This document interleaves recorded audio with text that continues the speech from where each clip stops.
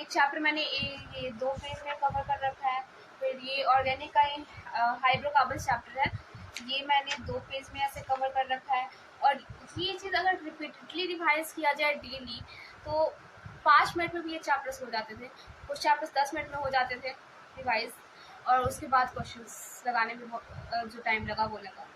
फिर ये hello alkanes, एक पेज में मैंने पूरा थ्योरी पार्ट कर रखा है। Hey everyone, Srishti this side. First of all मैं बोलना चाहूँगी कि आई एम सॉरी गाइस, आप लोग को इतना वेट करना पड़ा मेरी नई वीडियो के लिए। एक्चुअली प्रॉब्लम ये हो गई थी कि पहले तो मैं अपने डॉक्यूमेंट्स के लिए कॉलेज तो कभी यूनिवर्सिटी के चक्कर लगा रही थी। तो उसके बाद क्या हुआ कि मेरी तबीयत इतनी ज़्यादा ख़राब हुई कि लगभग 8 दिनों के लिए मैं बेड रेस्ट पे आ गई थी कंप्लीट। तो इस वजह से इतनी प्रॉब्लम हुई कि मैं वीडियो शूट नहीं कर पाई। बट थैंक यू कि आप लोग इतना वेट करते रहे हैं मेरी न्यू वीडियो के लिए। तो ज़्यादा टाइम न लेते हुए ये वीडियो आज के लिए स्टार्ट करती हूँ। आज का टॉपिक होने वाला है मेरा नीट 2023 का टाइम टेबल। तो पिछली वीडियो में क्या था कि मैंने BA-MS करते हुए कैसे नीट के लिए प्रिपेयर किया, उसमें मैंने BA-MS का टाइम टेबल प्रॉपर्ली बता दिया, लेकिन नीट का ज़्यादा डिस्कस नहीं हो पाया, वीडियो बहुत लंबी हो जाती। तो ये वीडियो कम्प्लीटली मेरी नीट प्रिपरेशन पर होने वाली है। ओके, सो स्टार्ट करते हैं। तो सबसे पहली बात कि मैंने नीट 2023 की प्रिपरेशन स्टार्ट कब से की, तो मैंने दिसंबर 2022 से नीट 2023 के लिए पढ़ना स्टार्ट कर दिया था। और मेरा ये अप्रोच रहा कि मैंने आकाश की टेस्ट सीरीज़ ज्वाइन कर ली थी उस टाइम, क्योंकि आकाश की जो टेस्ट सीरीज़ है वो दिसंबर से स्टार्ट थी। तो मैंने सोचा कि मुझे मेरी प्रिपरेशन में बूस्टअप मिलेगा, क्योंकि स्टार्टिंग फेज तो स्लो था, तो होता ही है स्लो, तो बूस्टअप करने को थोड़ा हेल्प मिलता उससे। उसके बाद क्या हुआ कि मैं कॉलेज तो रेगुलर जाती थी, और कॉलेज रेगुलर जाने की वजह से 7 घंटे वहाँ बिताने के बाद जो टायर्डनेस मुझे फील होती थी, घर आके लिटरली मुझसे पढ़ा नहीं जाता था नीट के लिए। तो मैंने सोचा यार करना तो है ही, नहीं करेंगे तो कैसे होगा। तो धीरे धीरे मैंने स्टार्ट किया, एक एक ईजी वाला चैप्टर उठा के कि चलो इससे शुरू करते हैं, बाद में हो जाएगा अपना। तो ऐसा होता था स्टार्टिंग में कि 2-3 दिन लग जाते थे मुझे एक चैप्टर पढ़ने में। फिज़िक्स पढ़ती थी मैं, क्योंकि मुझे बायो और केमिस्ट्री उस टाइम नहीं पढ़ना था, मेरा जो टॉपिक वीक है, मैं सोचा कि शुरू उससे करते हैं। तो मैं फिज़िक्स पढ़ती थी, मुझे 2-3 दिन लग जाते थे एक चैप्टर खत्म करने में। क्योंकि ऐसा भी था कि क्लासेस के बाद घर आने पे मुझे 1 घंटे एनाटॉमी की ऑनलाइन क्लास करनी होती थी BA-MS की। तो 5 बज जाते थे ऑलमोस्ट घर आते, क्योंकि मेरा घर भी दूर था, तो आधा घंटा लग जाता था घर आने में भी। तो 5 बजे मैं घर आती थी, और ऑलमोस्ट 6 बजे से वो एनाटॉमी की ऑनलाइन क्लास शुरू होती थी। तो वो 1 आवर हटा कर भी मेरे पास जो टाइम बचता था, मैं उसमें फिज़िक्स पढ़ा करती थी। तो इस तरीके से एक्चुअली में जनवरी तक चलता रहा, और मैं बताती हूँ कैसे।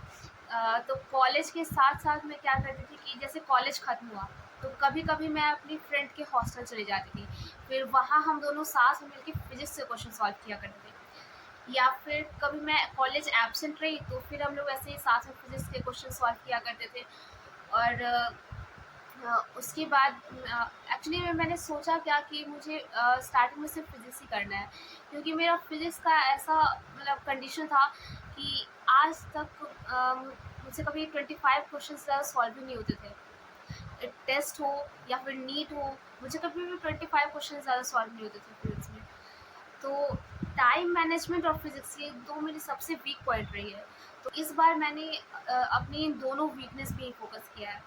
तो स्टार्टिंग के 2 मंथ दिसंबर और जनवरी में मैंने केमिस्ट्री और बायोलॉजी टच भी नहीं किया था, मैं सिर्फ फिज़िक्स पढ़ती थी। हाँ, आपका ये डाउट होगा कि जब आपने टच नहीं किया तो आप टेस्ट कैसे देते थे? टेस्ट में तो तीनों सब्जेक्ट के टेस्ट होते थे।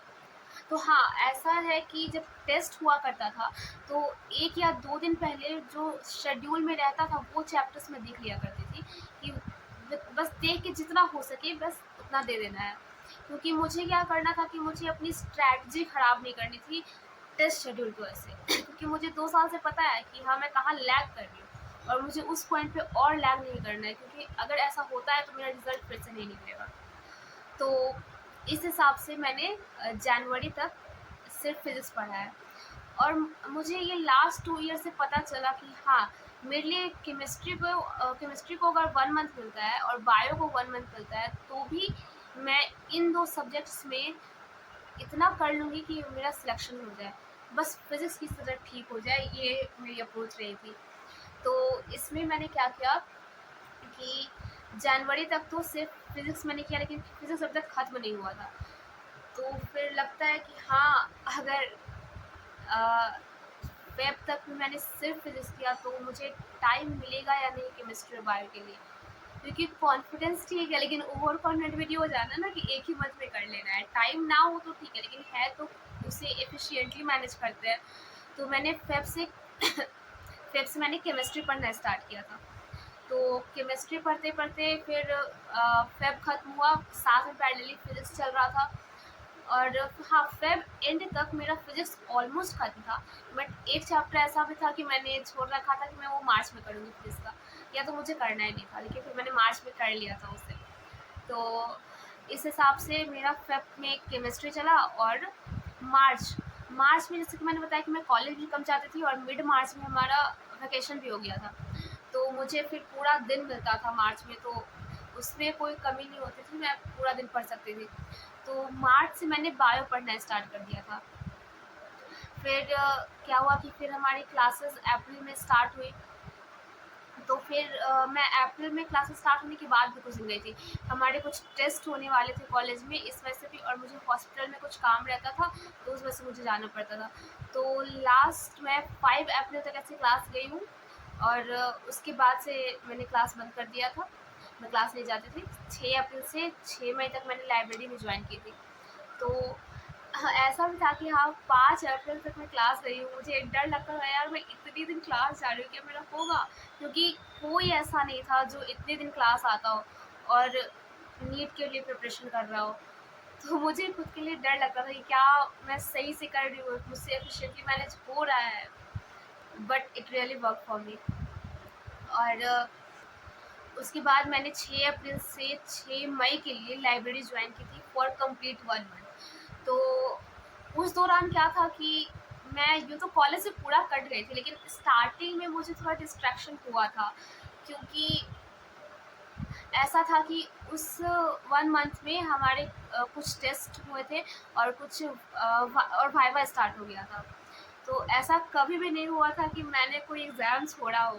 तो इसलिए मुझे बहुत डर लगा था, क्योंकि फर्स्ट टाइम था कि मैं कोई एग्ज़ाम छोड़ के प्रिपरेशन कर रही हूँ। तो मैंने अपने फ्रेंड्स लोग को भी कॉल किया, तो वो लोग भी मुझे समझाए थे कि यार तुम तो फर्स्ट अटेम्प्ट में ही यहाँ पर एडमिशन ले ली, तुम अभी कम्प्लीटली उधर ही फोकस करो, इधर तो चलते रहता है और कितने लोग एग्ज़ाम छोड़ते हैं, और फिर तुमने तो सारा एग्ज़ाम दिया है, तो फिर क्यों डरना है। फिर थोड़ा मैं भी रिलैक्स हुई कि हाँ चलो, अभी इधर फोकस करते हैं, बस 1 मंथ बाकी है। मैंने भी एक एग्ज़ाम छोड़ दिया तो क्या हो गया, कितने लोग नहीं दे रहे हैं जो प्रिपरेशन कर रहे हैं, और ये तो मेरा फर्स्ट टाइम एग्ज़ाम छोड़ने का। तो इस तरह से मैं थोड़ा रिलैक्स हुई इसके बाद, और मेरा पूरा नाता टूट गया था इस 1 मंथ कॉलेज से। मैं कम्प्लीटली नीट के लिए फ़ोकस थी। तो अब ये 1 मंथ, 6 अप्रैल से 6 मंथ मई में मेरा लाइब्रेरी का क्या शेड्यूल होता था वो मैं आपको बताती हूँ। तो ऐसा था कि 8 बजे से सुबह से 8 बजे रात तक मेरी लाइब्रेरी थी, और इसमें मैं स्टार्टिंग में जाते ही फर्स्ट 3 आवर बायो पढ़ती थी, और वो भी फिक्स शेड्यूल रहता था कि मुझे इस 3 घंटे में 9 से 10 चैप्टर ख़त्म करने हैं बायो के, और इतना पढ़ने के बाद ही लंच करने जाना है। और मेरा लाइब्रेरी घर से काफ़ी नज़दीक था, तो मैं 5 मिनट में घर भी आ जाती थी, 5 मिनट में चली जाती थी वापस। और कभी-कभी ऐसा होता था कि मैं आधे घंटे के अंदर मैं वापस लाइब्रेरी चली जाती थी लंच करके, क्योंकि मुझे टाइम वेस्ट नहीं करना होता था। लेकिन फिर कभी-कभी मुझे बहुत हेक्टिक लगता था, तो मैं 1 आवर भी इसमें लगा देती थी कि हाँ, थोड़ा रिलैक्स होकर जाएँगे, फिर अच्छे से पढ़ेंगे। तो उसके बाद जब मैं लंच करने के बाद जाती थी, तो केमिस्ट्री पढ़ती थी लाइब्रेरी में। और क्योंकि ये अगर मैं फिज़िक्स रख देती थी यहाँ पे, तो फिर वो कितना लंबा एक्सटेंड हो जाएगा मुझे खुद नहीं पता। इसलिए पहले मैं केमिस्ट्री करती थी 3 घंटे के लिए, उसमें मेरा शेड्यूल फिक्स रहता था। हाँ, मैं 1 दिन पहले शेड्यूल बना लेती थी कि मुझे बायो में ये चैप्टर्स करने हैं, केमिस्ट्री में ये चैप्टर्स करने हैं, फिज़िक्स में ये चैप्टर्स करने हैं। तो इसके अकॉर्डिंग मैं पढ़ती थी, या तो फिजिकल केमिस्ट्री, या तो इनऑर्गेनिक, या तो ऑर्गेनिक, मिक्सअप रहता था कभी कभी। तो उस अकॉर्डिंग केमिस्ट्री 3 आवर्स करने के बाद मैं फिज़िक्स करती थी। फिज़िक्स में एक चीज़ मेरी डेली की फिक्स है कि फॉर्मूला रिवीजन तो करना ही करना है। और फिर वो शेड्यूल मैं एक दिन पहले बना ही लेती थी कि मुझे कौन कौन से चैप्टर्स करने हैं। और लास्ट मंथ में मैं सिर्फ PYQ करती थी और कुछ नहीं करती थी। और वो भी लास्ट मंथ में ऐसा हो गया था कि मैं पूरे 31 ईयर्स के PYQ नहीं करती थी। हाँ, किसी किसी चैप्टर्स में कर लेती थी जो मुझे ज़्यादा इंपॉर्टेंट लगते थे, लेकिन मोस्टली मैं 15 ईयर्स तक की करती थी PYQ। और इस तरह से मेरा डेली शेड्यूल था लाइब्रेरी का, एकदम सेम डिट्टो। इसमें कोई चेंज नहीं था, मैं डेली ये शेड्यूल रिपीट करते जाती थी। हाँ, अगर किसी दिन मैं कॉलेज नहीं गई तो उस दिन मैं एक नया शेड्यूल बनाती थी। तो उस नए शेड्यूल में कभी ऐसा रहता था कि मुझे 6 आवर्स तक लगातार या फिर थोड़ा ब्रेक लेकर भी बीच में 6 आवर्स तक बायो करने हैं।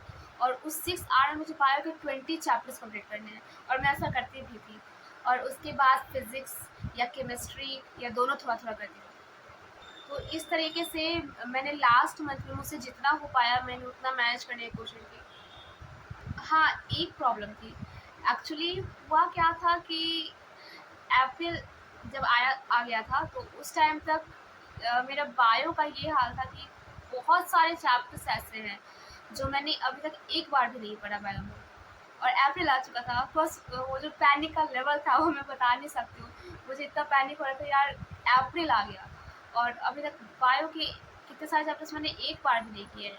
अभी तो बहुत बार रिपीट हो जाने चाहिए थे। बट ये जो मेरा एक लास्ट मंथ का शेड्यूल था वो काफ़ी सही था कि मैंने बायो सिर्फ ख़त्म ही नहीं किया। इवन मैंने 7-8 बार फिर से बायो पढ़ा है बस लास्ट 1 मंथ में, कंप्लीट 11th-12th। तो इस तरह से मेरा बायो भी इतनी बार ख़त्म हुआ। और फिज़िक्स में मैंने क्या किया कि फिज़िक्स जब मेरा कंप्लीट हुआ था आफ्टर फेब, तो उसके बाद भी मैंने 2 बार फिर से रिवाइज़ किया है, 3 बार 31 ईयर्स की PYQ फिर से बनाया है। और केमिस्ट्री में ऐसा था कि जो ऑर्गेनिक केमिस्ट्री है, वो मैं 10-12 बार रिविज़न कर चुकी थी।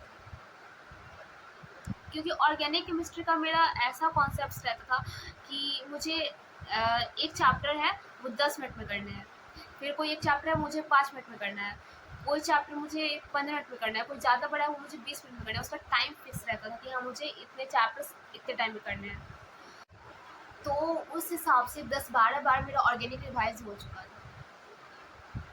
हाँ, डेली मैं पूरे 31 ईयर्स को क्वेश्चन नहीं कर सकती थी, बट ये मेरा फिक्स था कि जिस दिन भी मुझे पढ़ना है ऑर्गेनिक, उस दिन मुझे 10 क्वेश्चन तो लगाने ही लगाने हैं। बिना क्वेश्चन लगाए मुझे नहीं पढ़ना है, क्योंकि उससे रिवीजन अच्छे से नहीं हो पाता है। तो ये ऑर्गेनिक का था। फिर फिजिकल केमिस्ट्री का क्या था कि फिजिकल केमिस्ट्री मैंने 3 बार कंप्लीटली पढ़ा था। और इनऑर्गेनिक मैंने 4 बार पूरा पढ़ा था। और कुछ चैप्टर्स ऐसे भी थे जो मैंने 5-6 बार पढ़ लिया था, जो ईज़ी थे या फिर जो ज़्यादा वेटेज रखते हो, ज़्यादा इंपॉर्टेंट चैप्टर्स, तो मैंने 5-6 बार किया था। तो इस तरह से लास्ट मंथ में मुझसे जितना रिवीजन हो सका मैंने उतना रिवीजन किया है। और मेरे इस लास्ट मंथ का प्रॉपर शेड्यूल मैं आप लोगों के साथ शेयर कर रही हूँ। तो मैंने क्या किया था कि केमिस्ट्री एंड बायोलॉजी, इन दो के जितने सारे चैप्टर्स हैं वो सबको मैंने वीकली स्लॉट्स में डिवाइड कर दिया था। जैसा आप अभी स्क्रीन पे देख सकते हैं कि डे 1 to डे 6 का आपको शेड्यूल दिख रहा होगा केमिस्ट्री का, फिजिकल और इनऑर्गेनिक का।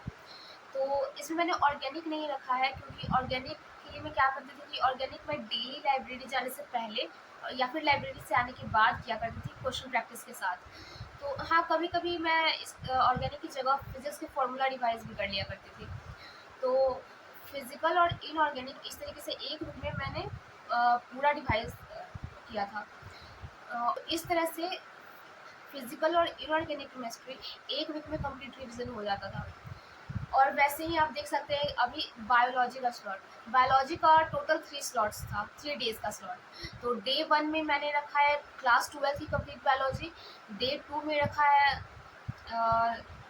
Plant and animal physiology, and day 3 में 11th के बाकी के सारे जो चैप्टर्स हो गए वो सारे हैं। तो इस तरीके से एक वीक में 2 बार ये स्लॉट रिपीट होता था। तो एक वीक में 2 बार तो एटलीस्ट कंप्लीट बायोलॉजी का रिवीजन हो जाता था। तो ये काफ़ी ज़्यादा हेल्पफुल रहता था। और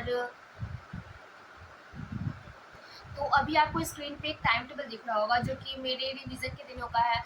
तो कुछ इस तरह का ही मेरा डेली का टाइम टेबल हुआ करता था, जो कि मैं एक दिन पहले बनाकर रेडी रखती थी ताकि मुझे नेक्स्ट डे वो शेड्यूल फॉलो करने में कोई प्रॉब्लम ना आए। तो आपको दिख रहा होगा कि इसमें बायो का थर्ड डे का स्लॉट है, जिसमें हर चैप्टर्स के आगे मैंने उसका टाइम भी मेंशन कर रखा है कि हाँ, मुझे इतने टाइम में ये सारे चैप्टर्स कंप्लीट कर लेने हैं। तो इस तरीके से बायो को मैं लगभग 3 आवर्स ही देती थी डेली। तो उसके बाद आपको फिजिकल केमिस्ट्री दिख रहा होगा। फिजिकल केमिस्ट्री के मैंने कुछ चैप्टर्स लिखे हैं, साथ में क्वेश्चन प्रैक्टिस भी। और उसके बाद मैंने इनऑर्गेनिक केमिस्ट्री को भी टाइम दिया है। तो उसके बाद फिजिक्स का 4 आवर का स्लॉट आपको दिख रहा होगा। तो इस तरह से फिजिक्स और केमिस्ट्री के बीच में मतलब एडजस्टमेंट चलते रहता था कि हाँ, कभी केमिस्ट्री को 3 आवर से ज़्यादा मिल गया, 4 आवर मिल गया, कभी फिजिक्स को थोड़ा कम टाइम मिल गया। तो इस अकॉर्डिंग अपनी ज़रूरत के हिसाब से मैं टाइम को मैनेज कर लिया करती थी। हाँ, अगर मैं कोई ट्रिक्स या कोई कॉन्सेप्ट भूल जाती थी, तो मैं क्या करती थी कि मैं वहाँ पे बैठ के वो वापस से वीडियो लेक्चर्स नहीं देखने लगती थी। जो भी ऐसे-ऐसे टास्क रहते थे, तो वो मैं एक जगह नोट कर लेती थी। जैसे केमिस्ट्री में मैं क्वेश्चंस कर रही हूँ अगर, और मुझे वहाँ पर एक टॉपिक मैं भूल रही हूँ, तो मैंने क्या किया कि मैंने साइड में नोट कर लिया। वहाँ पर वापस से पढ़ने बैठूँगी तो मेरा टाइम वेस्ट हो जाएगा बहुत ज़्यादा। वैसे फिज़िक्स में जो मैं बना रही हूँ अभी या फिर जो पढ़ रही हूँ अभी, उसमें मुझे लगा कि ये कॉन्सेप्ट मैं भूल गई, मुझे फिर से वीडियो देखना पड़ेगा। तो मैं अब वीडियो लेके बैठ जाती तो मेरा शेड्यूल आज पूरा नहीं होगा, तो वो चीज़ मैं नोट कर लेती थी। और इस तरीके से जब फिज़िक्स करते-करते मेरा टाइम ओवर हो जाता था 8 बजे, तो मैं घर आती थी, तो वो जो मेरी लिस्ट थी, जो मेरे इनकम्प्लीट टास्क हाँ, वो मेरी इनकम्प्लीट टास्क की लिस्ट रहती थी, तो वो मैं घर आके घर आके पूरी करती थी और वो पूरी करने के बाद ही सोती थी। और ऐसा नहीं था कि मैं सारी चीज़ें कम्प्लीटली एनसीईआरटी से पढ़ती थी या फिर कम्प्लीटली मैंने कोचिंग मॉड्यूल्स से पढ़ा। कोचिंग मॉड्यूल्स तो मैं ऑलमोस्ट नहीं फॉलो करती थी। अगर मैंने कोचिंग मॉड्यूल्स फॉलो किया है तो सिर्फ क्वेश्चंस के लिए। और अभी तक में 2023 तक में ऐसा कंडीशन में पढ़ने का मटेरियल्स कुछ इस तरीके का है कि ये ऑर्गेनिक का फाइल मैं आपको दिखा रही हूँ कि अ, एक चैप्टर मैंने ये 2 पेज में कवर कर रखा है। फिर ये ऑर्गेनिक का ही हाइड्रोकार्बन चैप्टर है, ये मैंने 2 पेज में ऐसे कवर कर रखा है। और ये चीज़ अगर रिपीटेडली रिवाइज़ किया जाए डेली, तो 5 मिनट में भी ये चैप्टर्स हो जाते थे। कुछ चैप्टर्स 10 मिनट में हो जाते थे रिवाइज़, और उसके बाद क्वेश्चंस लगाने में जो टाइम लगा वो लगा। फिर ये हेलो अल्केन्स, एक पेज में मैंने पूरा थ्योरी पार्ट कर रखा है, और इधर 2 पेज में सॉरी ये अल्कोहल एंड फिनॉल का है। हेलो अल्केन्स का यही है। हेलो अल्केन्स का रिएक्शन पार्ट मैंने एक पेज में कवर कर रखा है, और ये थ्योरी पार्ट एक पेज में कवर कर रखा है।